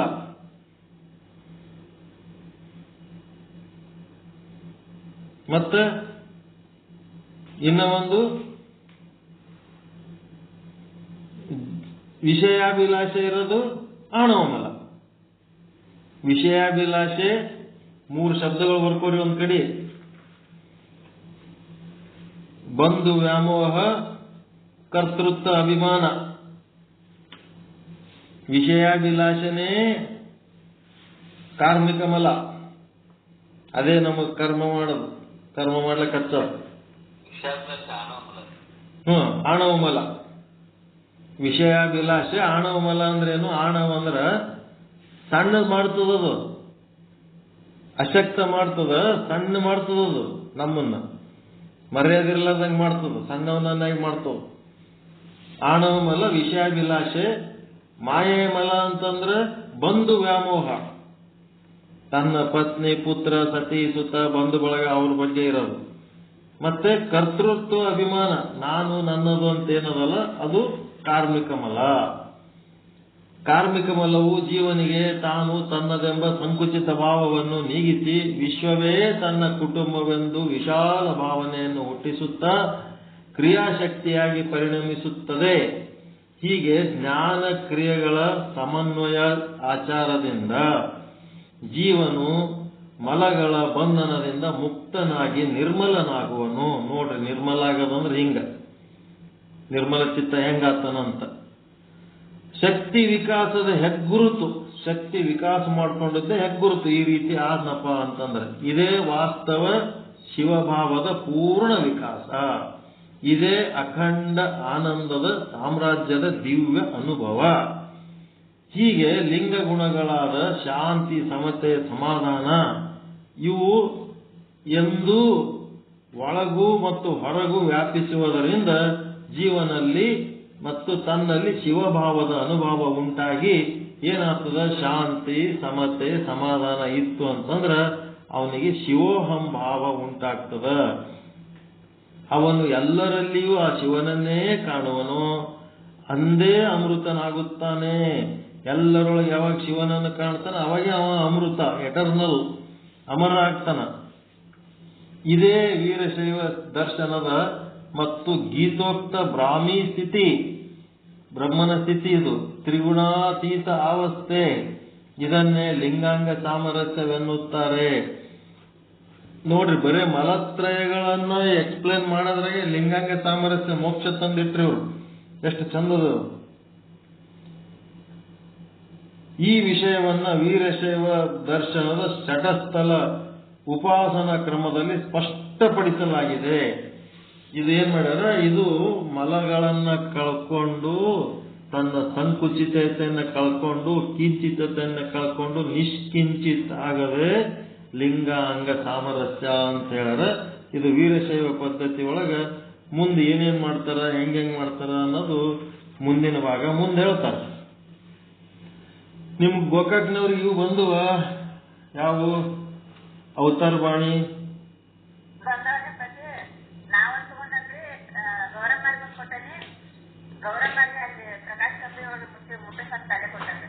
ಆ ಪರಿಚಯ ಪುಸ್ತಕ ಅದಲ್ಲ, ಅದ ಸಂಘಟ ಸಣ್ಣದೊಂದು ಪರಿಚಯ ಪುಸ್ತಕ ಅದು ಓದಿ ನಿಧಾನವಾಗಿ ಅದನ್ನು ಇದು ಚಾಲು ಮಾಡ್ರಿ. ಓದ್ಲಕ್ ಸರಳವಾಗಿ ಅದದು. ಪಂಜಾಬ್ದಾಗ 1 ಪೇಜ್ ಅದ, ಕನ್ನಡದಾಗ 1 ಪೇಜ್ ಅದ. ಪಂಜಾಬಿದಾಗ 1, ಕನ್ನಡದಾಗ 1 ಪೇಜ್ ಇರ್ತದ. ಪಂಜಾಬಿದ್ ಬಿಟ್ಟು ಬಿಡ್ರಿ, ಕನ್ನಡದಾಗ ಇದ್ದದ್ದು ಓದ್ರಿ. ಕಲ್ಯಾಣಪ್ಪರು ಮೊದಲು ಟ್ರೈ ಮಾಡಿದ್ರು, ಅದೇನಾಯ್ತು, ಇನ್ನ ಯಾರ ಕೈಯಾಗೂ ಬುಕ್ ಬಂದಿಲ್ಲಲ್ಲ, ಅದ್ರ ಸಲುವಾಗಿ ವೇಟ್ ಮಾಡ್ರಿ ಅಂತ ಹೇಳಿದ್ದೆವು. ಈಗ ಬಂದವಲ್ಲ, ಗೋಕಾಕ್ನವ್ರ ಕೈಯಾಗ ಅದಾವ, ಬೈಲುಂಗಲ್ದವ್ರ ಕೈಯಾಗ ಅದಾವ, ಮತ್ತೆ ಬೆಂಗಳೂರವ್ರ ಬಲ್ಲಿನೂ ಅದಾವ. ಈಗ ನೀವು ತಗೊಂಡ್ರಿ ಅಲ್ರಿ, ಸ್ವಂತ ನಿರಂಕಾರಿ ಮಿಷನ್ನಿನ ಪರಿಚಯ, ಅದು ಸಣ್ಣದೊಂದು ಬುಕ್, ಮೊದಲದು ಪರಿಚಯದ ಪುಸ್ತಕ ಓದ್ರಿ. ಅದು ಪಾಂಪ್ಲೆಂಟ್ ಇದ್ದಂಗ ಅದ, ಅದು ಓದ್ರಿ. ಅದ್ರೆಲ್ಲ ಪರಿಚಯ ಆಗ್ತದ. ಯಾರಾದ್ರ ಜಿಮ್ಮೆದಾರಿ ತೋತೀರಿ ನಿರಂಕಾರಿ ಓದೋದು? ಯಾರ್ಯಾರೋ ಒಬ್ರು ನೀಟಾಗಿ ಓದೋರು ಬೇಕದಕ್ಕೆ. ಅದ್ರದ್ದು ಲಿಂಕ್ ಕಳಿಸ್ಕೊಡ್ತೀನಿ. ಅದ್ರೊಳಗೆ ಶಬ್ದ 1, ಶಬ್ದ 2, ಶಬ್ದ 3 ಅಂತ ಬರ್ತಾವ. 300 ಶಬ್ದಕ್ಕಿಂತ ಹೆಚ್ಚದವು. ಆ ಶಬ್ದ ಹೆಂಗ್ ಓದ್ಬೇಕನ್ನೋದು ಕಲಿಸ್ತದ, ಪಾರಾಯಣ ಹೆಂಗ್ ಮಾಡ್ಬೇಕಂತ. ಈ ಬುಕ್ ಇರ್ಲಾರ್ದವ್ರು ಯಾರ್ಯಾದಿರಿ ಇದ್ರಾಗ? ಕೊಟ್ರಾಯವ್ರ ಬಲ್ಲಿ ಬಂದಂಗೆ ಕಾಣಲ್ಲ. ನಿಮಗಿಲ್ಲ, ಕೊಪ್ಪಳದವ್ರ ಬಲ್ಲಿ ಇಲ್ಲ. ಮತ್ತೆ ಹೆರಕಲ್ಲು, ಹೆರಕಲ್ ಅವ್ರಿಗೆ ಕಳಿಸಿವಿ ಬುಕ್. ಅವ್ರ ಸಂಗಟ್ ಬಂದವ, ಮಾಂತೇಶ್ವರ ಹತ್ರ ಅದಾವ, ನಿಮ್ಮ ಊರಿಗೆ ಬರ್ತಾವ, ಹೆರಕಲ್ ಊರಿಗೆ ಬರ್ತಾವ, ಮತ್ತ ಇವ್ರಿಗೆ ಓದ್ತಾವ. ಅವ್ರು ಯಾರು, ಇವ್ರು ಯಾರು, ಐಹೊಳಿ ಅವ್ರದೆಲ್ಲ ಕಳಿಸಿ. ಒಟ್ಟು 12 ಬುಕ್ ಕಳಿಸಿವಿ, 12 ಮಂದಿ.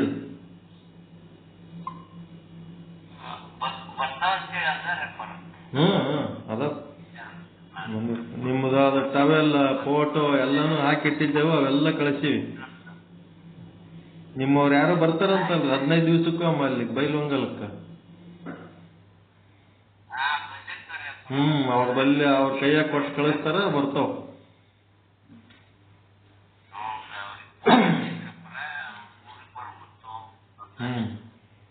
ಅದ್ ಯಾರು ಓದ್ಬೇಕಂತೀರಿ ನೀಟಾಗಿ ಹೆಸರು ಹೇಳ್ರಿ, ಅದು ಅವ್ರಿಗೆ ಲಿಂಕ್ ಕಳಿಸ್ಕೊಡ್ತೀನಿ. ಅದು ಹೆಂಗ್ ಓದ್ಬೇಕನ್ನೋದು ಕಲಿಸ್ತಾರ. ಎಲ್ಲಿದ್ ಓದ್ಬೇಕು, ಎಲ್ಲಿದ್ ಬಿಡ್ಬೇಕು, ಎಲ್ಲಿದ್ ಓದಿದ್ರು ಸರಳ ಅದ. ಸಕ್ರೆ ಗೊಂಬೆ ಇದ್ದಂಗ ನಿರಂಕಾರಿ ಬುಕ್.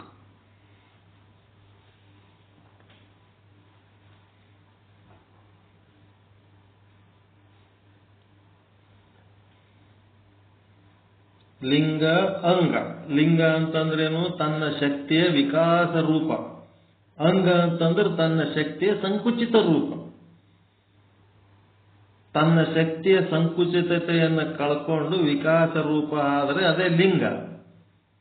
ಮಾಯಾಮಲ, ಆಣವಮಲ, ಕಾರ್ಮಿಕ ಮಲಗಳನ್ನು ಹೊತ್ತುಕೊಂಡು ಅದು ಸಂಕುಚಿತ ಆಯ್ತಂದ್ರೆ ಅದೇ ಅಂಗ. ಲಿಂಗಾಂಗ ಸಾಮರಸ್ಯ ಅಂತಂದ್ರ ಈ ಮಾಯಾಮಲ, ಕಾರ್ಮಿಕ ಮಲ, ಆಣವ ಮಲಗಳನ್ನ ಕಳ್ಕೊಳ್ಳೋದೇ ಲಿಂಗಾಂಗ ಸಾಮರಸ್ಯ. ಎಷ್ಟು ಚಂದ ಹೇಳ್ಯಾರ ನೋಡ್ರಿ ಅವ್ರು. ಆಣವ ಮಲ ಅಂದ್ರೆ ವಿಷಯ ಭೋಗಾಸಕ್ತಿ. ಮತ್ತೆ ಈ ಬಂಧು ವ್ಯಾಮೋಹ ಏನದಲ್ಲ, ಎಂತ ಮಲ ಅದು? ಮಾಯಾಮಲ. ಹೆಂಡತಿ ನಂದು, ಮಕ್ಕಳು ನಂದು, ಗಂಡ ನಂದು ಅಂತೇಳಿ ನಾವ್ ಏನೇನ್ ನಂದು ನಂದು ನಂದು ಅಂತಿರ್ತೀವಲ್ಲ. ಕರ್ತೃತ್ವ ಶಕ್ತಿ ಏನದಲ್ಲ, ನಾ ಮಾಡಿನ ಅಂತಿರ್ತಾನಲ್ಲ, ಅದು ಕಾರ್ಮಿಕ ಮಲ. ನಾ ಮಾಡಿ ಅಂತಿರ್ತಾನ. ಅದಕ್ಕೆ ಅದು ಇನ್ನ ಡಿಟೇಲ್ ಆಗಿ ಮತ್ತೆ ನಾಳೆ ಸ್ಟಡಿ ಮಾಡೋಣ. ಎಲ್ಲರಿಗೂ ಒಳಿತಾಗಲಿ, ಎಲ್ಲರಿಗೂ ಶುಭವಾಗಲಿ. ಓಂ ಶಾಂತಿ ಶಾಂತಿ ಶಾಂತಿ. ಆ ವಾಕ್ಯಗಳನ್ನ ನೀಟಾಗಿ ಬರ್ಕೊಳ್ರಿ. 1 by 1 ಪಾಯಿಂಟ್ ಹಾಕೊಂಡು ಬರ್ಕೊಳ್ರಿ. ಎಲ್ಲರ ಉಪದೇಶ ಮಾಡ್ಬೇಕು, ಎಲ್ಲರ ಪಾಠ ಹೇಳ್ರಿ ಅಂದ್ರತ್ನಾಗ ಗಟ್ಟಿಯಾದ ವಾಕ್ಯಗಳದವು. ಆ ವಾಕ್ಯಗಳನ್ನ ಹೇಳಿಬಿಟ್ರೆ ಧನ್ಯ ಆಗಿ ಹೋಗ್ಬಿಡ್ತೀರಿ. ಸರಳ ಭಾಷೆಯಲ್ಲಿ ಬರ್ದಾರ. ಚಲೋದಲ್ರಿ ಉಪದೇಶ ಮಾತುಗಳವು.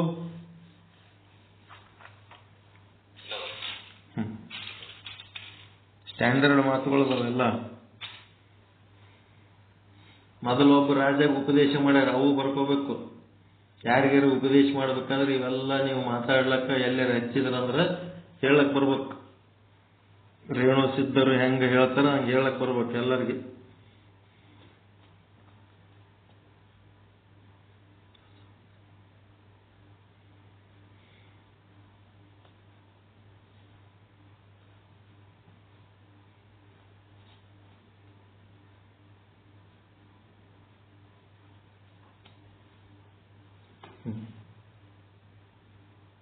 ಮತ್ತೇನ್ ಮಾತಾಡ್ಬೇಕ್ರಿ ಏನಾರೇ?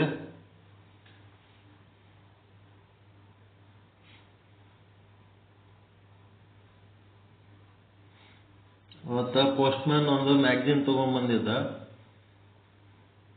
ಅವ್ ಏನ್ 2 ದಿನಕ್ಕೊಂದು 3 ದಿನಕ್ಕೊಂದು ಮ್ಯಾಗಝಿನ್ ಎಂತ ಪರಿ ಬರ್ತಾವಲ್ಲ ತಾತ, ಹೆಂಗ್ ಓದ್ತಿದಿ, ಯಾವಾಗ ಓದ್ತಿದಿ ಅಂತ ಕೇಳ್ದ. ಹಂಗೆ ಬರ್ತಿರ್ತಾವ, ಹಂಗೆ ಓದ್ತು ನೋಡ್ತಿರ್ತೀವಪ್ಪ ಅಂತ. ಒಂದೊಂದು ಸಾರಿ ನಾ ಏನು ಮಾಡ್ತೀನಿ ಗೊತ್ತಾ, ನಮ್ಮ ಮನೆಗೆ ಒಯ್ತೀನಿ ಮ್ಯಾಗ್ಜಿನು. ನಮ್ಮ ಸೊಸಿ ಮಗಳು ಭಾಳ ಇಷ್ಟಪಡ್ತಾರೆ ಓದೋದಕ್ಕೆ. ಅದಕ್ಕೆ ಅವ್ರು ಓದಿದ ಮೇಲೆ ಒಂದೊಂದು ಸಾರಿ ಲೇಟ್ ಮಾಡಿ ತಂದು ಕೊಡ್ತೀನಿ. ಏನು ಅನ್ಕೋಬಿಡ್ತಪ್ಪ. ನಾನೇನು ಹೇಳಿದೆ, ಇನ್ನು ಮುಂದೆ ನನ್ನ ಹೆಸರಿಗೆ ಏನು ಮ್ಯಾಗ್ಜಿನ್ ಬರ್ತಾವ ನಮ್ಮ ಮನೆಗೆ ತರ್ಲಕ್ಕೆ ಹೋಗ್ಬೇಡಪ್ಪ, ನಿಮ್ಮ ಮನೆಗೆ ಒಯ್ದುಬಿಡ, ಅಲ್ಲೇ ಓದ್ರೆ ಅಲ್ಲೇ ಇಟ್ಟು ಬರುತ್ತೆ. ಇಲ್ಲ ಓದಿದ್ಮೇಲೆ ತಂದು ಕೊಡ್ತೀನಿ, ಬೇಕಾಗಿಲ್ಲ ನನಗೆ ಅಂತ ಹೇಳಿ. ನೀವೇ ಹೋದ್ರಿ ನಿಮ್ಮಲ್ಲೇ ಇಟ್ಕೋರಿ, ನಿಮ್ಮ ಮನೆಗೆ ಜ್ಞಾನಿಗಳಾಗ್ರಿ. ಅದು ನಿಮ್ಮ ಮನೆ ಅಲ್ಲ, ನಮ್ಮ ಮನೆ. ಅವ್ರು ನಿಮ್ಮ ಸೊಸೆ ಮಕ್ಕಳಲ್ಲ, ನಮ್ಮ ಸೊಸೆ ಮಕ್ಕಳು. ಓದಲಿ, ಶಾಣ್ಯರಲ್ಲಿ ಒಯ್ದುಬಿಡು ಮ್ಯಾಗ್ಜಿನ್. ಆ ಕಡೆ ಒಯ್ದು ನನಗೇನು ತಂದು ಕೊಡಬೇಡಿಲ್ಲ, ನನಗೆ ಓದ್ಲಿಕ್ಕೇನು ಬೇರೆ ಕೆಲಸ ಭಾಳ ಅದ ನನಗೆ, ಅವ್ರು ನೋಡ್ಲಿಕ್ಕೆ ಆಗಂಗಿಲ್ಲ ಅಂತ ಹೇಳಿದೆ. ಘಾಟಿ ಕಾಲು ಹಿಡ್ಕೊಂಡ್ಬಿಟ್ಟ ಪೋಸ್ಟ್ಮ್ಯಾನ್. ಎಷ್ಟು ಮ್ಯಾಗ್ಜಿನ್ ಕೊಡ್ತೀವಿ, ಎಷ್ಟು ಮಂದಿಗೆ ಅನ್ಸುತ್ತೀವಿ, ಒಬ್ಬರೂ ಇಂಥ ಮಾತು ಹೇಳಿಲ್ಲ. ಏನು ಮಾಡ್ತೀರಿ, ವಿಚಾರ ಸಾಗರಕ್ಕೆ ತೆಕ್ಕಿಗೆ ಬಿದ್ಮೇಲೆ ಯಾವ ಮ್ಯಾಗ್ಜಿನ್ ಓದ್ತೀರಿ, ಏನು ನೋಡ್ತೀರಿ? ಜಗ್ಗಿ ಮ್ಯಾಗ್ಜಿನ್ ಮೆಂಬರ್ಶಿಪ್ ಅದ ನಂದು. ಒಂದು 10-15 ಮ್ಯಾಗ್ಜಿನ್ ಬರ್ತಾವ ತಿಂಗಳ. ಓದೋರೇ ಓದ್ತಾರೆ, ಒಯ್ದು ಬಿಡಪ್ಪ ಓದ ಕಡೆ ಅಂತ.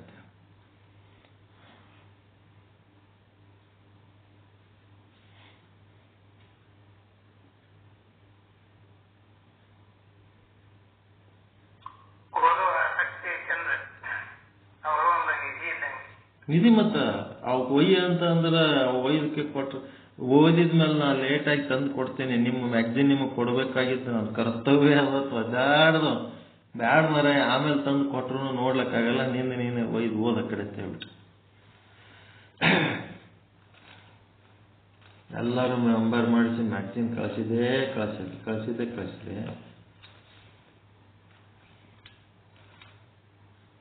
ವಿಚಾರ ಸಾಗರ ಸಿಕ್ಕ ಮೇಲೆ ಯಾವ ಮ್ಯಾಗ್ಜಿನ್ ಬೇಡ, ಯಾವ ಬುಕ್ ಬೇಡ, ಏನೇನು ಬೇಕಾಗಿಲ್ಲ. ಅದ್ರಾಗ ಇವು ಪೂರ್ವಾಚಾರ್ಯ ಧರ್ಮಗ್ರಂಥ ಇಷ್ಟು ಸ್ಪಷ್ಟ ಮಾಡಿಬಿಟ್ಟವು. ಇವು ನಮಗೆ ಹಿಂದಿಂದೆಲ್ಲ ರೇಣುಕರ ತಿಳಕೆ ಎಲ್ಲ ಓಸು ಮಂದಿದು ಆಚಾರ್ಯರದು ಒಬ್ಬರದೇ ಕತಿ ಒಬ್ಬರ ಹೆಸರ ಮೇಲೆ ಬರೆದು ಎಲ್ಲ ಚಬ್ಬಿಸ್ಬಿಟ್ಟಾರೆ ಇತಿಹಾಸ. ಈಗ ಅವ್ರು ಸ್ಪಷ್ಟ ಸಂಶೋಧನೆ ಮಾಡಿ ಬರೆಸಿದ್ದಕ್ಕೆ ಎಷ್ಟು ಧೈರ್ಯ ನಮಗೆ. ಇನ್ನೊಬ್ರು ಯಾರು ಮಾತನಾಡಿದ್ರಂದ್ರೆ ಅವ್ರಿಗೆ ಉತ್ತರ ಕೊಡ್ಲಕ್ಕೆ. ಇದೊಂದು ಬುಕ್ ಮುಗಿಯೋದ್ರಾಗೆ ಬಹಳಷ್ಟು ನಾಲೆಜ್ ಬರ್ತದೆ ನೋಡ್ರಿ, ದೊಡ್ಡ ಶಕ್ತಿ ಬರ್ತದೆ.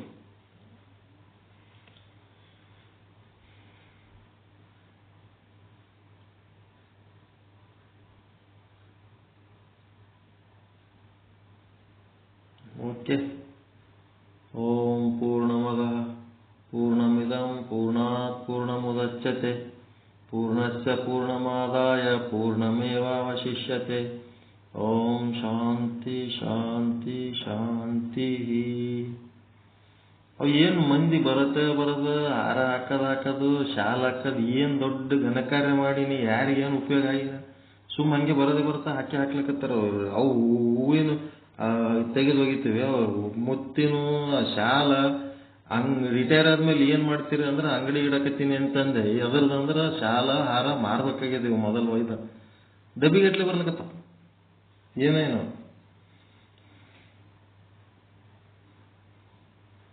ಇವತ್ತು ಅವ್ರ ಸ್ಕೂಲ್ ಟೀಚರ್ಸ್ ಎಲ್ಲ ಬಂದಾರ ಹಾಕ್ಲಿಕ್ಕೆ. ನಿನ್ನೆ ಬಂದಿದ್ರು, ಮತ್ತೆ ನಾಳೆ ಬರ. ಹ್ಞೂ ರೀ, ಹಂಗೆ ಬರದೆ.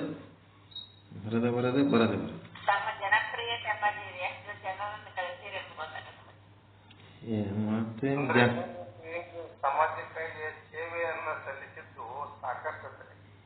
ಈಗ ಎರಡು ನಮೂನಿರಿಯಪ್ಪ ನಿಮ್ದ ಕಾಲೇಜ್ದಾಗ ಒಂದ್ರಿ, ಇಲ್ಲಿ ನಮ್ಮ ಸಾಮಾಜಿಕವಾಗಿ ನಮ್ಮ ಮೇಲೆ ಎಷ್ಟು ಕಳಕಳಿ ಇದೆ. ಸಮಾಜದ ಒಂದು ದೃಷ್ಟಿಯಿಂದ ಈ ಧರ್ಮ ನಾಶ ಆಗದಂಗ ಒಂದು ಮುಂದುವರಿಸ್ತಾ ಅಂತ ನಿಮ್ಮ ಇರ್ತೀರಪ್ಪ. ಅದು ಅಂತೂ ಗಟ್ಟಿಮುಟ್ಟಾಗಿ ಧರ್ಮದ ಕಾರ್ಯ ಗಟ್ಟಿಮುಟ್ಟಾಗಿ ಮಾಡ್ಲಕತ್ತೀವಿ. ಆದ್ರೆ ನಿಮ್ದು ನಮಗೆ ಬಹಳ ಚಿನ್ನದ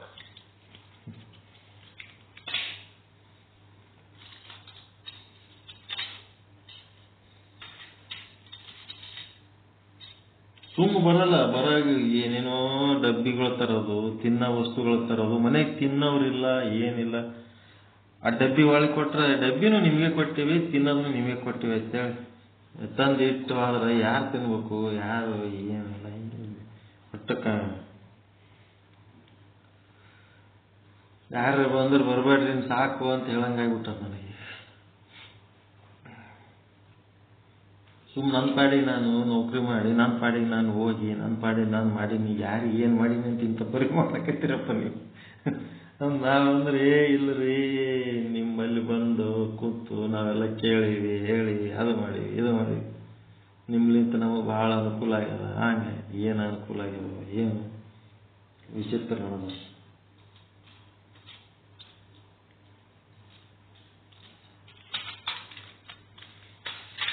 ಓಕೆ, ಮತ್ತೆ ಯಾರ ಮುಂದೆ ಏನು ಮಾತಾಡೋರು ಮಾತಾಡ್ರಿ, ಇಲ್ಲ ಮಲ್ಕೊಂಬಿಡ್ರಿ. ಮಂಗಳಾರತಿ ಮುಗಿಸಿ, ಮಂಗಳಾರತಿ ಭಾಳ ಡಿಟೇಲ್ ಮಾಡಬೇಡಿರಿ ರಾತ್ರಿ.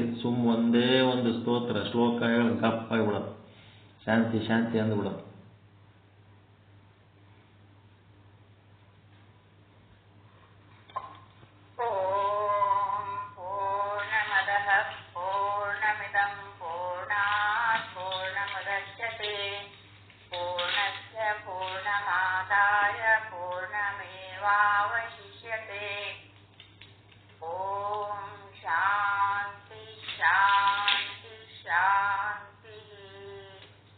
परमानंद प्राप्ति भव, सर्व दुख निवृत्ति भव, इष्टार्थ सिद्धिरस्तु, यशस्वी भव, यशस्वी भव. ओम शांति शांति शांति. ಎಲ್ಲರಿಗೂ ಶರಣ ಶರಣಾರ್ಥಿಗಳು. ಜೈ ಶುದ್ಧ ಬ್ರಹ್ಮ, ಜೈ ಜೈ ಶುದ್ಧ ಬ್ರಹ್ಮ, ಜೈ ಶುದ್ಧ ಬ್ರಹ್ಮ.